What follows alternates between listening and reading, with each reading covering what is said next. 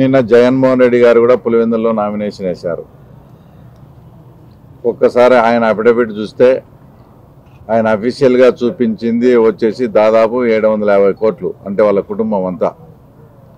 ఆయన అంతకుముందు గతంలో కానీ అనేక సందర్భాల్లో ఏం చెప్పాడంటే, ఆయన క్యాప్షన్ వచ్చేసి ఈ రాష్ట్రంలో జరిగే ఎన్నికల సమరంలో ఒక పేదవాడికి పెత్తందారుడికి యుద్ధం జరుగుతూ ఉంది,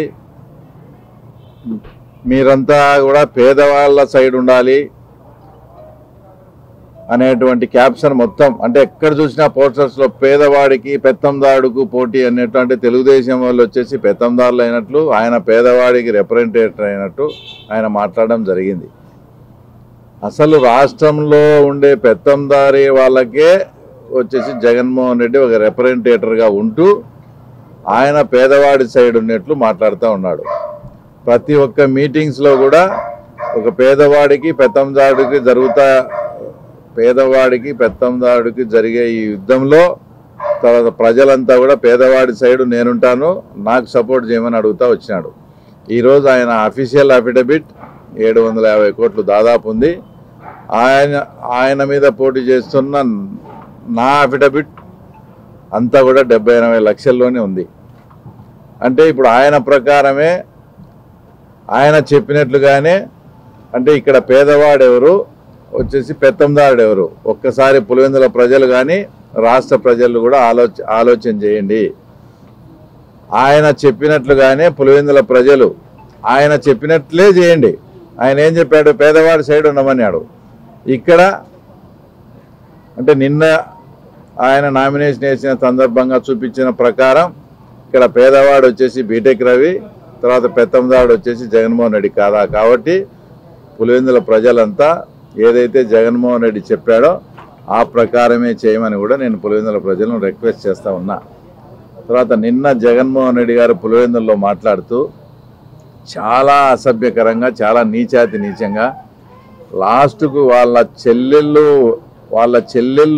ఏ చీర ధరించారు, వాళ్ళ చెల్లెళ్ళు వచ్చేసి బట్టలు కట్టుకునే విధానంపై కూడా మాట్లాడడం అనేది ఆయన ఏ స్థాయికి దిగజారాడో ఒక్కసారి రాష్ట్ర ప్రజలు కూడా అర్థం చేసుకోండి. అసలు ఈ ప్రకారము పచ్చ చీర కట్టుకున్న వాళ్ళంతా కూడా ఆ రకంగా ఆయన మాట్లాడితే మీరు ఇంటికి వెళ్ళి భారతమ్మ గారి వార్డ్రోబ్ చెక్ చేయండి. ఆమెకు అసలు పచ్చ చీరలు కానీ పచ్చ డ్రెస్సులు ఉన్నాయా లేదా అని ఒకసారి జగన్మోహన్ రెడ్డిని చెక్ చేసుకో. అనేక సందర్భాల్లో కూడా భారతమ్మ గారు పచ్చ డ్రెస్ వేసుకొని తర్వాత ఉన్న ఫోటోలు కూడా ఉన్నాయి. అంటే దాని అర్థం ఏంది అంటే, ఏది కన్వీనియంట్గా ఉండి ఆ సందర్భానికి ఏది ఇదైతే ఆ రకంగా మాట్లాడడం కరెక్ట్ కాదు. ఒకవేళ మీరు నిజంగా వార్డ్రోబ్ చెక్ చేసుకొని పచ్చ చీరలు ఉంటే అవన్నీ కూడా ఇంటి బయటికి గెంటేస్తారా మరి మీరు? తర్వాత ఆయన లెగసీ తర్వాత వారసత్వం మీద కూడా మాట్లాడడం జరిగింది. ఆయన మాట్లాడుతుంటే ఆయన ఏది కన్వీనియంట్గా ఉంటే ఆ పాయింట్ తీసుకొని మాట్లాడుతూ ఉంటాడు. షర్మిలమ్మ విషయంలో ఆయన ఏం మాట్లాడాడు, రాజశేఖర రెడ్డి గారు ఎవరితో ఫైట్ చేశాడు, ఈనాడుతో, ఆంధ్రజ్యోతితో, చంద్రబాబుతో ఫైట్ చేస్తే తర్వాత మీరు ఈరోజు ఆయనకు వ్యతిరేకులైనటువంటి వారితో తర్వాత మీరు మద్దతుగా ఉన్నారా అంటూ ఆయన క్వశ్చన్ చేయడం జరిగింది. ఇదే పాయింట్ మేము సూటిగా ప్రశ్నిస్తూ ఉన్నాం. రాజశేఖర రెడ్డి చనిపోయినప్పుడు మీరు మీ కుటుంబ సభ్యులు అంతా కూడా రిలయన్స్ వాళ్ళే చంపించారని వాళ్ళ ఫ్యాక్టరీ వాళ్ళ పెట్రోల్ బంకులు అవన్నీ కాల్చి పాపం అనేక మంది అమాయకులు ఆ రోజు కేసులు పెట్టించుకొని బలైనపోయిన సందర్భాలు అంతా మేము గమనించాం. అదే జగన్మోహన్ రెడ్డి అధికార పార్టీలోకి వచ్చినాక అదే ముఖేష్ అంబానీని ఇంటికి పిలిపించుకొని వాళ్ళ రిప్రజెంటేటర్ అయినటువంటి పరిమళ నత్వానికి మీరు రాజ్యసభ సీట్ ఇవ్వలేదా? అంటే మీరు ఏది కన్వీనియంట్ ఉంటే ఆ రకంగా మాట్లాడితే ఎట్లా?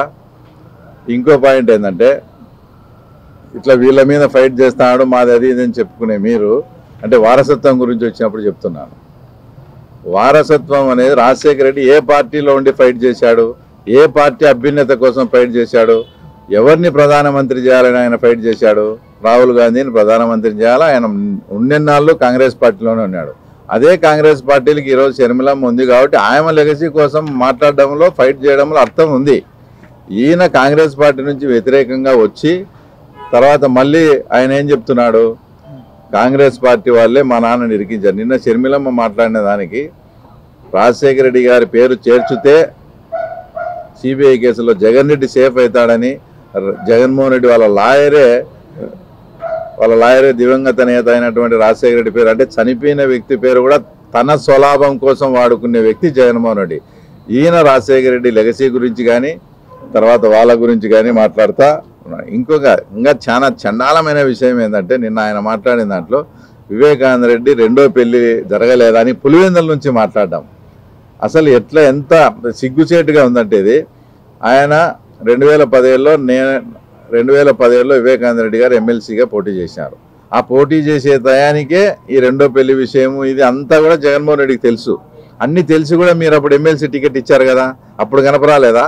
అంటే ఇప్పుడు మర్డర్ జరిగి ఆ కేసులో ఆ కేసు మీ మీదకి వస్తానే అప్పుడు వివేకానంద రెడ్డి గారి క్యారెక్టర్ను అసాసినేట్ చేసేదానికి, అంటే 2017లో ఉన్నప్పుడే తెలుసు ఈ స్టోరీ అంతా.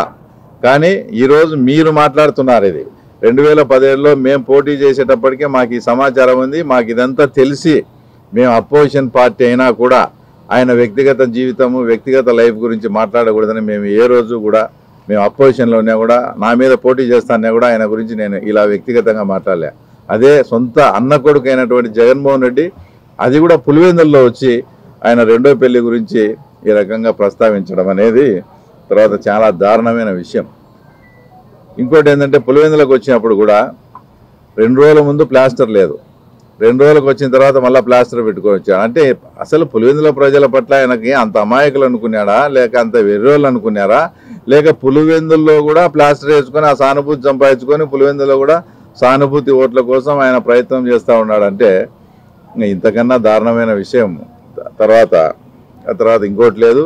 నిన్న మీటింగ్ కూడా మేము నామినేషన్ వేసే కార్యక్రమానికి మీటింగ్ వచ్చినప్పుడు స్వచ్ఛందంగా సోషల్ మీడియాలో పిలిపిస్తే వేలాది మందిగా తరలివచ్చారు.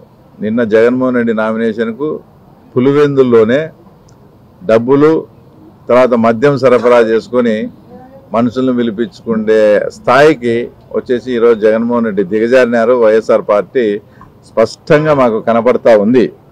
కాబట్టి పులివెందుల ప్రజలు ఈసారి జగన్మోహన్ రెడ్డి అహంకారానికి, పులివెందుల ప్రజల పట్ల జగన్మోహన్ రెడ్డి చూపించిన నిర్లక్ష్య వైఖరికి రాబోయే ఎలక్షన్స్లో ఖచ్చితంగా బుద్ధి చెప్పాలని ఆ సమయం కోసం ఎదురు చూస్తూ ఉన్నారు. తప్పకుండా ఈరోజు ఈ అహంకారానికి నిర్లక్ష్య వైఖరికి తప్పకుండా బుద్ధి చెప్తారు. ఆయన చిన్నపిల్లోడు అని, ఆయన దృష్టిలో చిన్నపిల్లోడు, దానికి సునీతమ్మ కూడా చిన్నపిల్లోడు అయితే బడికి పంపారని, సోషల్ మీడియాలో చిన్నపిల్లోడు అయితే లాలీపాప్ తీపిమని అవన్నీ మాట్లాడినారు సోషల్ మీడియాలో. కానీ ఆయన ఒక ముఖ్యమంత్రి స్థానంలో ఉన్నాడు. ముఖ్యమంత్రి స్థానంలో ఉన్నప్పుడు నువ్వు పార్టీ పెట్టుకునేప్పుడు ఆయన మీద ఆరోపణలు వచ్చినప్పుడు నైతిక బాధ్యత వహించి నువ్వు టికెట్ మామూలుగా అయితే ఇవ్వకూడదు. అయితే ఆయనకు టికెట్ ఇవ్వకుంటే వివేకానంద రెడ్డిది అదంతా చేసింది మేమే అని అనుకుంటారనో, ఆయన ఏ కారణం చేతనో టికెట్ ఇచ్చుకున్నాడు, అంతవరకు ఓకే. ఒక సిబిఐ భారతదేశంలోనే అత్యున్నతమైన దర్యాప్తు సంస్థ సిబిఐ వాళ్ళు అతన్ని అక్యూజ్డ్గా చేర్చి ఇతని పాత్రే ఉంది, ఇతనికి ఆ టయానికి అన్నీ కూడా ఫోన్ కాల్స్ పోవడము, ఎవరైతే A1గా ఉన్నాడో గంగిరెడ్డి కాల్ నుంచి ఇతనికి రావడము, ఈ రకమైన ఫోన్ కాల్ డేటా కూడా తీసినా కూడా ఇంత స్పష్టంగా భారతదేశంలో ఉండే అత్యున్నతమైన దర్యాప్తు సంస్థ చెప్పినప్పటికీ కూడా అతన్ని పక్కన పెట్టుకొని ఇతను చిన్నపిల్లాడు, ఇతనికి సంబంధం లేదని జగన్మోహన్ రెడ్డి ఏ రకంగా సర్టిఫికెట్ ఇస్తాడు? అది ఒక ముఖ్యమంత్రిగా ఆయనకు అవగాహన లేక వచ్చేసి చాలా చీప్గా అది వెనకేసుకొచ్చేదానికి మాట్లాడుతున్నాడు. కానీ అది చాలా చాలా ఘోరమైన అతను చేసిన తప్పది. ఒక సిబిఐ సంస్థ దర్యాప్తులో ఈ రకంగా తేల్చి చెప్పినప్పుడు ఒక ముఖ్యమంత్రి హోదాలో ఉండి ఈయనకేం సంబంధం లేదని ఈయన ఓన్ సర్టిఫికెట్ ఇవ్వడం అనేది అది ప్రజాస్వామ్య వ్యవస్థలో కానీ న్యాయ వ్యవస్థలో కానీ చాలా తప్పు. అంతకుముందు కూడా అవినాష్ రెడ్డిది గతంలో ఇంటర్వ్యూలో చూసిన, నేను పొలిటీషియన్ కాబట్టి నాకు ఏ టైంలో అయినా ఏ కాల్స్ అయినా వస్తుంటాయి, దాన్ని బట్టే నేను ముద్దాయి అవుతానా అని. మీరు పొలిటీషియన్ కావచ్చు, ఏ టైంలో అయినా వస్తాయి కావచ్చు, మీకు కాల్స్ రావచ్చు, కానీ ఆ రోజు కాల్ డేటా గూగుల్ టేక్అవుట్లో మీరు చేసిన కాల్స్ ఉన్నాయి. అది అవినాష్ రెడ్డి గుర్తించకపోవడం ఆ చిన్న పాయింట్. ఎక్కడైనా నువ్వు ప్రజాస్వామ్యంలో ఎంపీగా ఉన్నప్పుడు నీ కాల్స్ వచ్చాయనేది అది ఓకే, ఎవరైనా దాన్ని కాదనిలేము. కానీ ఆ రోజు ఫోన్ కాల్ డేటాలో 12:30 తర్వాత 5 గంటల మధ్యలో అవినాష్ రెడ్డి దాని నుంచి కాల్స్ పోయిన సందర్భాలు ఉన్నాయి. అదంతా కాల్ డేటా కూడా తీసినారు. కాబట్టి ఇవన్నీ వాళ్ళు ఎంత బొంకినా కూడా జగన్మోహన్ రెడ్డి ఇంకా విధి లేని పరిస్థితుల్లో అతనే దానికంతా కర్త కర్మ క్రియ కాబట్టి అతను వెనుకేసుకొస్తాడు. అతను ఆ రకంగా చిన్నపిల్లాడని అమాయకుడని సర్టిఫై చేస్తున్నాడు.